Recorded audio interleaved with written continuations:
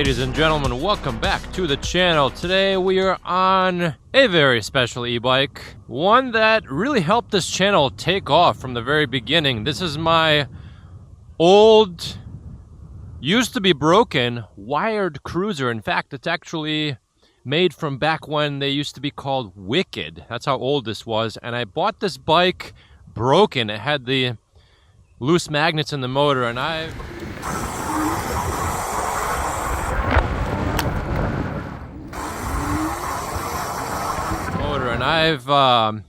come a long way with this bike. This bike has been on quite the transformational journey.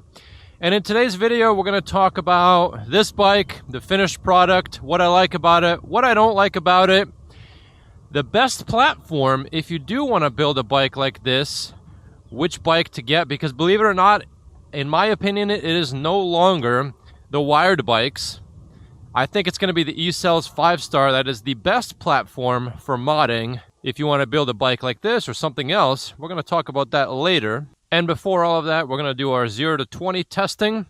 I've already done this test many times. You guys will see in the finished result what the 0 to 20 test result of today's test is, but typically it's like just over 2 seconds, maybe 2.25 seconds. So we'll bring this all the way up to pedal assist 5. It doesn't make a difference anyway, but what you have to do, because there's so much power going into the front motor, 60 volts, 40 amps, 2400 watts. Right now it's a little bit more because we're at 67 volts, so we're getting a lot of power, folks. What you have to do is slightly lean forwards to make sure you maintain traction. So what I'm going to do is start it, lean forwards, and see if we can hold on for dear life. And I'm going to kind of aim down so you guys can see the speedometer.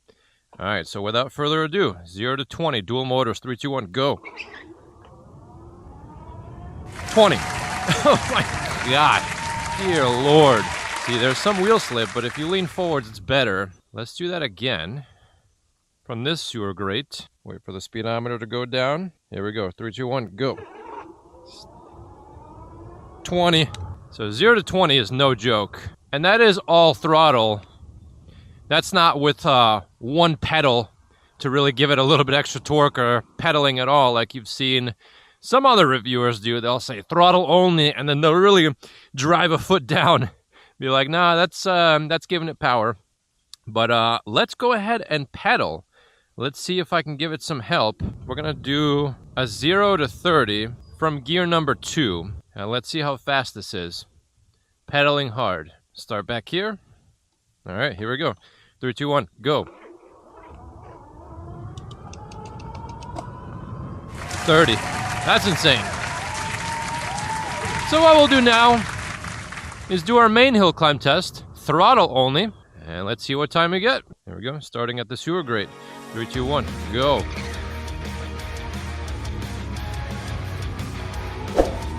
Jesus. Already at 30.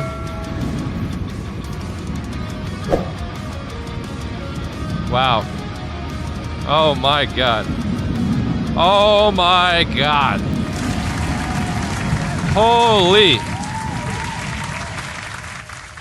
That was insane. So we are not going to be testing the downhill speed, but what I am going to be doing, since we're going to be on the roads now, is turning on my Garmin Varia radar. I have it mounted back here. Turn that on, set it to the blinking function, and what this does, it's really cool. It pairs perfectly with the mirror. So when the radar sees a car behind it, I see it right on my screen, and then I know when to look in the mirror, because otherwise you're either never looking in the mirror or always looking in the mirror, or looking in the mirror when it's too late, when you can already hear the car. This way you can see the car, or as in the radar can see the car before you look in the mirror. So I think this is like peanut butter and jelly mix right here. You have to have this little trifecta. We're going to head over to our steep hill climb test, and we'll conserve battery life, of course, because I want to get the best possible result. We do have 45 amp hours of 60 volt batteries with us, so you get the main battery from the original bike, the 20 amp hour 60 volts, and I did add my own 25 amp hour 60 volt battery, the triangle battery that sits right on top. And what I like about this setup a lot is that it's a very balanced setup, because there's no weight on the rear rack. It's all in the middle. So the bike itself feels a little bit more balanced versus something that's super back heavy. The one thing this bike is missing, well, there's a couple things that are missing, but the one thing that it's definitely missing is rear suspension. It is a hardtail, so the best you're gonna get is a suspension seat post and a soft seat, and that's about it. And for me, that's all right. This bike is not really intended for hard off-roading, so I can get away with it, but still would be nice. Steep hill climb test. Stopping at the line. 3, 2, 1, go. Oh, gotta watch out for that front motor. There we go. Yeah, we're just accelerating. This is crazy. This is the strongest climbing bike I have. That's unreal. Ridiculous. Next up, we're gonna go ahead and do the steep hill in the grassy field. That one hill has been undefeated by every single bike I own. Some bikes have almost made it, but most of them you have to pedal. You have to pedal at least a little bit. Even the dual motor walkie that I had could not make it up that hill. If I'm not mistaken, I believe that controller is 30 amps, 48 volts, and those 30 amps are shared between the two motors, so it's not that much power. But that hill takes an insane amount of power to get up, and I've actually already done an entire video ride on this bike earlier, but it was kind of disorganized, so I wanted to redo it, and I did that hill climb already with this bike, so we're gonna go ahead and do it again. The only other bike I have that might make it up is the mid-drive bike. I'm gonna be installing a new cassette in the back, and with a big enough granny gear, that should make it up, but that's a different type of bike. Dual motor. This thing gets up to 40 so quick, but even with one motor, as you can tell, we're still able to go plenty fast. 39. Remember guys, that's a shunt modded 40 amp controller, and so it's actually pulling 50 amps into that Hentac rear hub motor with the metal gears. So just by itself, that rear motor is very powerful, but with the front motor, it's insane. As far as I know, this is the most powerful dual motor geared hub 60 volt setup out there. It is a 10,000 watt two-wheel drive, 5,000 watt motor in the front from the Revolution, 5,000 watt Revolution motor in the rear. However, there is one small oversight that I made with this bike, which is why I'm kind of babying it right now, heading over here, and we're going to talk about that in a second. But let's do this hill climb test first. There she is. Look at that. So we're going to start over here. I had to set the bike up like this so it doesn't fall, but I want to get my drone set up so you guys can get a good view of this. All right, we're starting at the base. Here we go. 3, 2, 1, go. Oh, a lot of wheel slippage, but look at that. It just thrashed right up. Fast, too. It did not hesitate. If I did have better tires and if the ground wasn't wet, because it did rain a lot yesterday, would have gone up even faster, would have had really good traction. But yeah, dual motors and this amount of power, you're unstoppable. Let's continue on to our top speed testing site. Yeah, going up this,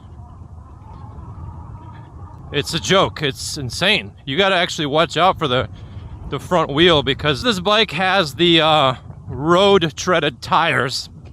They're not good off-road, so with that much power, you're just gonna lose traction. Temperature-wise, it is about 75 to 80 degrees Fahrenheit.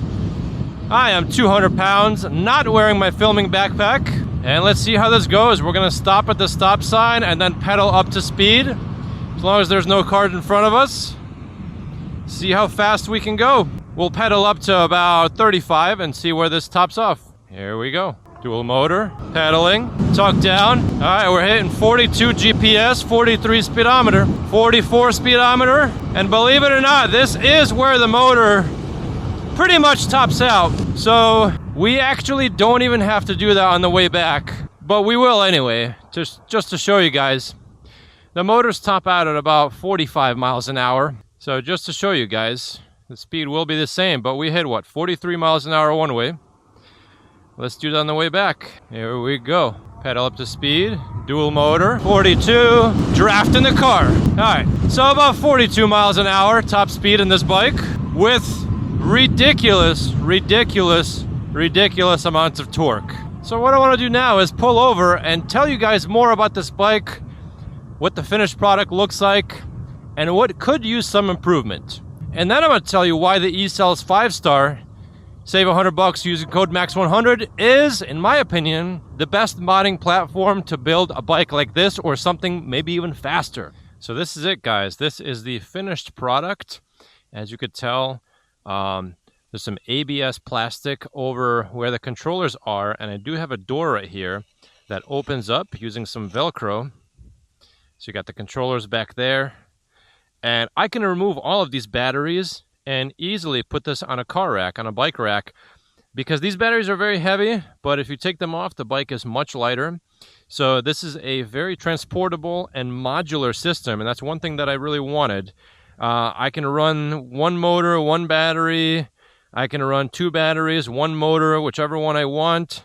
I can switch that up with the plugs down here. And as you can see, I did add some a little bit of branding, so the Psycho branding. By the way, I thought this sticker was hilarious. I saw some other guy had it, and I just had to buy something similar. But as you could tell, the only wires really that you can see running up and down the frame are these down here. This is the motor wire for the front motor and the phase wires and some control stuff. The rest is in the frame. If you guys want more details about all the other stuff that I added, the motor, everything else, check out the playlist linked right here. I'll also leave it in the description below. I made tons and tons and tons of small little changes on this bike that the list is just too long to list in today's video. As you can see right here, this is not only an exhaust port for the controllers, but where I turn on and off each controller with its own DC circuit breaker. I do feel a little bit of heat coming out there. And by the way, guys, this also has an intake right here. So as air is rushing by, air goes in there. There's a little doorway I made, of course, so air goes right up in there and exhausts out of those holes near the circuit breakers. A little maximum charge branding. This, by the way, this is just a printed picture. I will eventually be getting some kind of vinyl sticker on here so it looks a lot better. From the last video, I was complaining to you guys that I was getting muddy while riding this bike, so I reluctantly added the fenders. I shortened them up just to look a little bit more aggressive. I re-added the rear rack back here so you can now store whatever you want. Look at this, a completely empty rear rack. Other people with their DIY setups, their battery goes here, so they now cannot use the rear rack. They need pannier bags. This one is completely available for use because all my batteries are right here. I did put extra stuff in the front handlebar, which does give for a heavier steering, unfortunately, but it does also put a little bit more weight on the front motor so that this holds traction better. Standard must-have official license plate. If you're a Seinfeld fan, you would get it. We got our horn, we got our two controls. This horn also doubles as an alarm system, comes with key fobs. And if you notice, there's only one display. This is for the rear motor only. I have it so that the front motor always gives full power with this throttle right here. The display is actually hidden underneath this right here because I don't need to see it. I don't need to see two speedometers. I don't care. I just need to see one. Of course, we got our personal protection for animals and people that are acting like animals. I hear it works great for people. Repair kit right over here. You got the pump. Everything you need is on this bike. If I do ever take this out on a long trip, I do need to lock it up. I can just add the bag on top of the rear rack and put everything in there, and it should be good to go. And by the way, guys, I'm going to list all these parts, or as many of them as I can, in the description below. Feel free to check those out. Everything you see on this bike, hopefully you can find it down there. I'm going to leave links to everything. Feel free to check those out. And by the way, guys, quick shout out to Ebike Builder. He does have some fantastic videos regarding dual motor builds, the pros and cons. So check out that video. I'm going to link it right up here and in the description below. Shout out to his channel. He's got a fantastic channel. Lots of great info on his channel. So you might be looking at this bike and you think, man, this is the perfect bike. I should build something like this. I really should. Well, let me tell you some things I don't like about this bike. Some things that could use improvement, some things you cannot improve because of the current laws of physics. So let's talk about that now. Number one, if I take the batteries off and those bags off, this bike still weighs 87 pounds. That's a lot of weight. With the batteries, goes all the way up to 115 pounds. So this is not a lightweight bike. This is a fairly heavy bike, and there's no way around it. You got the weight of 2 motors, 2 controllers, 2 batteries, and of course, all the other added parts of the bike. It's going to weigh a lot. There's no way around it. It is what it is. I did also install a beefier and longer kickstand right here because before this bike was really leaning quite a bit.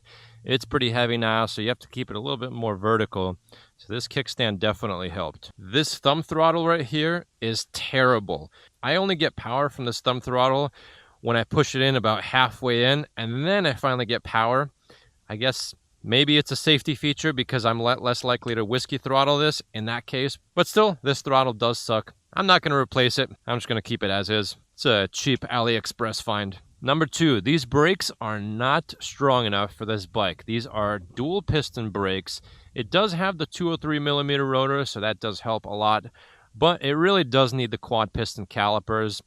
I'm probably not going to change that. I don't really want to work on this bike anymore. Maybe I will in the future, I don't know, but this bike definitely needs more stopping power now with all that added weight. Next up, these batteries. So this was actually a China buy as well, this top triangle battery. And of course, this is the stock 60 volt, 20 amp hour battery. This one's 25. And this is an oversight on my part. I asked the people over in good old China to give me a battery with a 40 amp BMS, and they did. However, realistically, because of the type of cells that are in here, which I did find out recently, realistically, the nominal discharge of this pack is 35 amps. And I'm not 100% sure what it is here. Let's say, hypothetically speaking, the nominal discharge is 40 amps because the stock controller was 40 amps, okay? So total, that's really 75 amps. Full power for these motors, that's 90 amps. This top battery, especially because it's an extra 5 amp hours, is getting strained a tiny bit more than this one. And it does actually heat up. That's one reason I was kind of babying it, because it's not going to burst into flames, it's not going to melt, but it's going to definitely reduce the lifespan of these batteries if I abuse them. If I really draw a lot of amps for a long time, it's going to heat them up. And so if I were to redo this all over again, I would definitely go through Kevin over at Northeast Battery Systems, and he would build me batteries that would be perfectly matched for the power demands of this bike. I'll leave a link to his business below. He built me the Goat Power Bikes battery. He's built a lot of people wired batteries, a lot of people all kinds of batteries, so he can custom make you all kinds of batteries. Check out his website, check out his email. Email is the best way to get a hold of him. He is, by the way, very busy, working 7 days a week, so try and keep your email short, I guess. He doesn't have all that much time to give advice on what to do, but he can build you on request, as long as he feels it's safe, a battery that you need. A couple other things. This fork is kind of a cheap, clunky fork. It is what it is. It's the only one I found that has big, beefy dropouts, and these dropouts are actually bigger than the RST guide forks. I know that because I ordered an RST guide fork, and I ended up sending it to my buddy Jason, who's going to be using it with the Citizen front motor. He ordered one of those motors for another bike of his, but I ended up sending it to him. So the dropouts on this are even bigger. Regardless, I went overkill with the safety on this. I have 2 giant pre-torqued, pre-tensioned torque arms on these already giant dropouts, so this motor is not going anywhere. So speaking about the weight of this bike and the motors, if you notice, these spokes, they're on the thin side, in my opinion, for what this bike does. And so I would like it if the spokes on this bike were a lot thicker. I haven't broken or bent any spokes on this bike yet. But then again, I don't really ride this bike all that much, so I do wish I had thicker spokes on both the front and the rear wheel. Something else that happens with this front fork, I don't know if it's related to the front fork or the wheel balancing because of the spokes.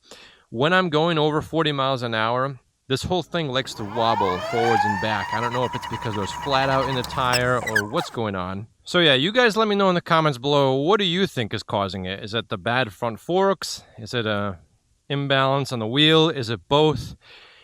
I don't really go that fast all that often, but it is kind of annoying that that does happen. And it's not all that bad when I am on the road versus with the wheel lifted up like that. Obviously, it looks terrible.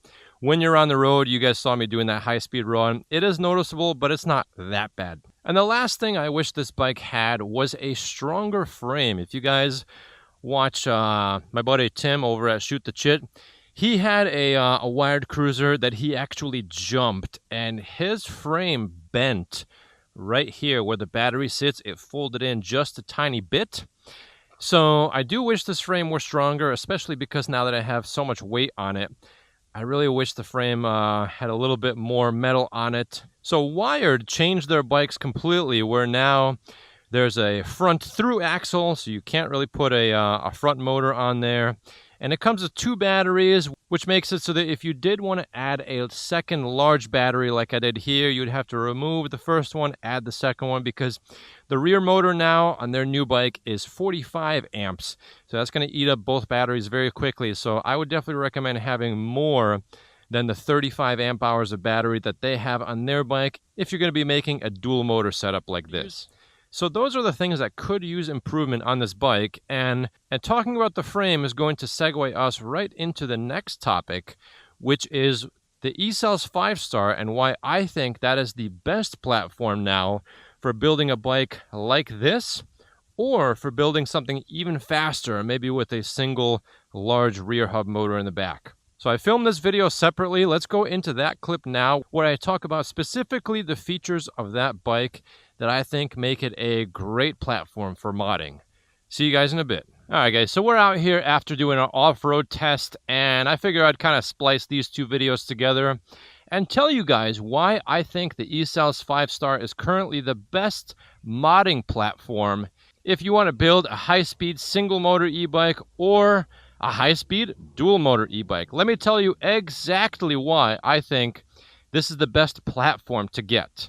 All right, we might as well start off at the back. Number 1, a big, heavy-duty rear rack. This thing is rated for 110 pounds. So let's say, for example, you get a big battery on here. And by the way, my buddy Kevin over at Northeast Battery Systems, he builds a lot of great batteries. He's already built a lot of excellent batteries for the Wired guys and their rear rack. My buddy Jason with Molicels for his 60-mile-an-hour Wired Freedom that he built. Although Jason had to weld in his own supports for the rear rack, this one already arrives very durable with lots of cross supports over here to make sure that if you do put a heavy battery back here, the welds won't break, the frame won't break. And I do know, and I did see on the Wired Facebook group, that some of their rear racks are breaking when they put a heavy load up here.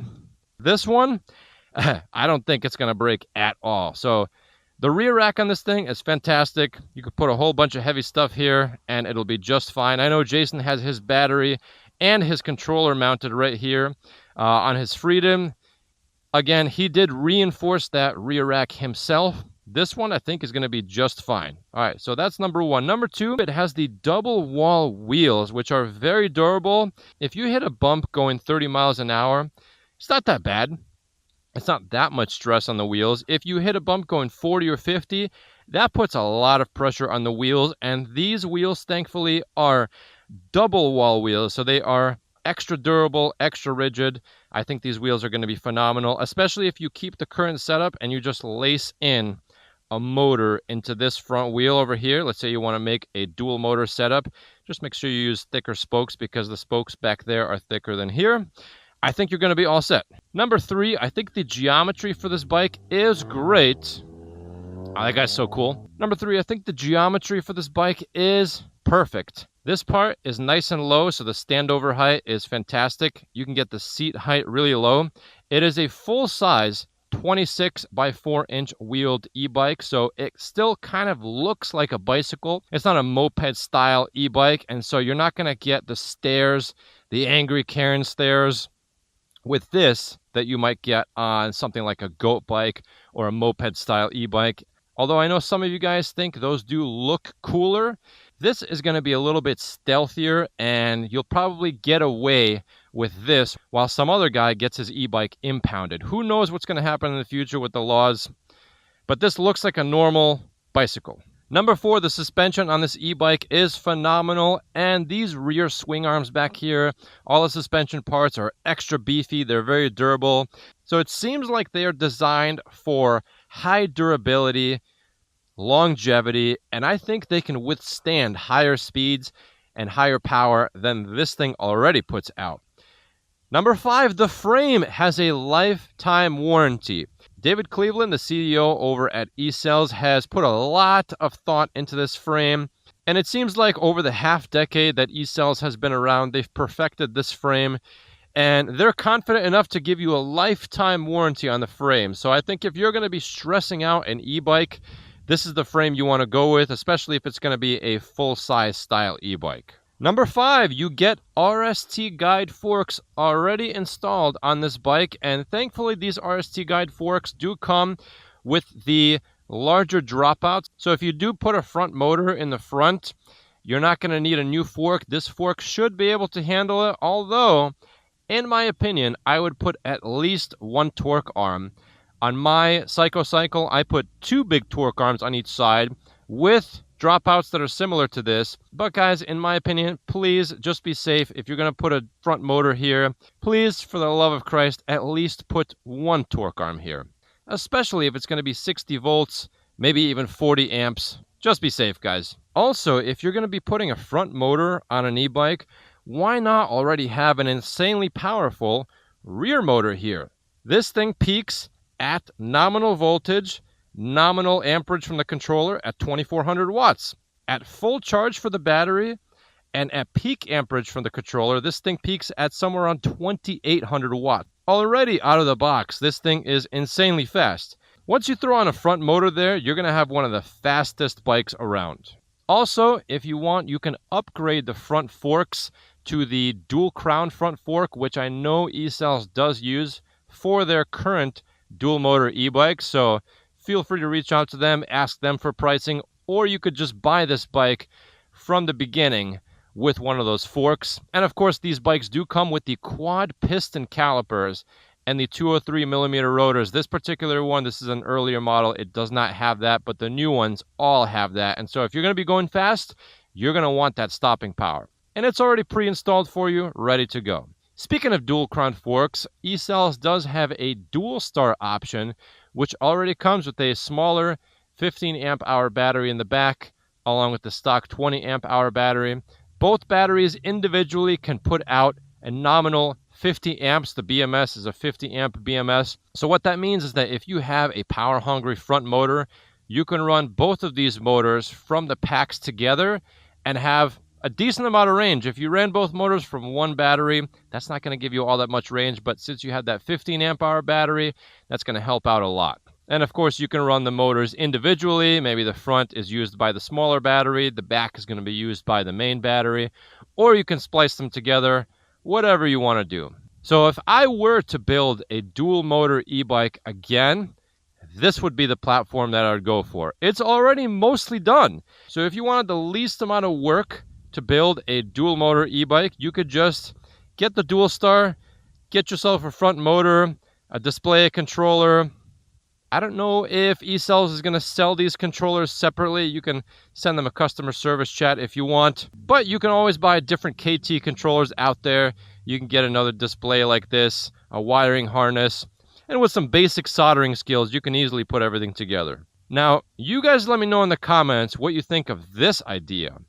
What I'm thinking about doing is taking this bike. I'm going to be using a 100 amp Sabaton controller, throwing in a QS205 motor in the back, and I'll be throwing a huge battery back here on the rear rack. And here's where I want to put the controller. I'm actually going to buy an empty battery case like this, make a slot right here, and stand the controller up on its side so it can fit in here.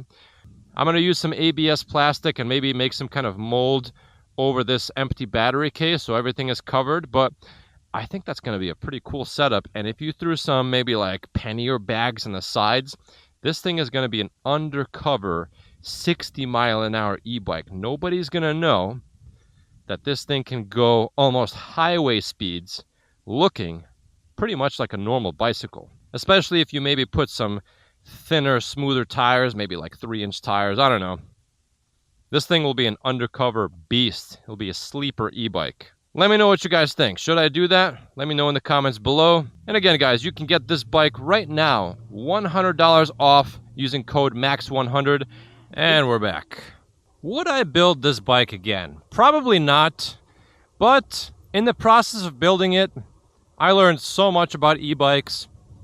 And I still have way more to learn. I'm still very new to the e-bike game. But through the trial and error process of building something like this, you learn a lot about bikes in general and about the electronics involved with electric bikes. So if you guys do want to learn a lot, just dive right into a project. It's kind of like if you really want to learn a language quickly, go to a country that speaks the language you want to learn, and you're going to learn it real quick. Why? Because you have to. And being in that environment, actively using the language, will force you to learn it a lot faster than if you don't need to. So reading about stuff, yeah, that works, but when you actually build something like this, that helps a lot in learning about e-bikes. Let me know in the comments below, what do you guys think about this bike? Is this something that you would build yourself? Would you do it differently? Would you use a different platform? Is there a different platform that you think is better? One of the things I do like about this bike is that it looks like a normal bike in the sense of having typical, oh, look at that. Look at these trees. See, remember those rainstorms that I mentioned? Lots of different debris everywhere. But this bike does have normal bicycle geometry. And so I can, to an extent, get away with doing this. I'm pedaling, I'm riding my bike on the sidewalk, I'm going slow, especially if I keep it at pedal assist 1. This bike is great for a rail trail.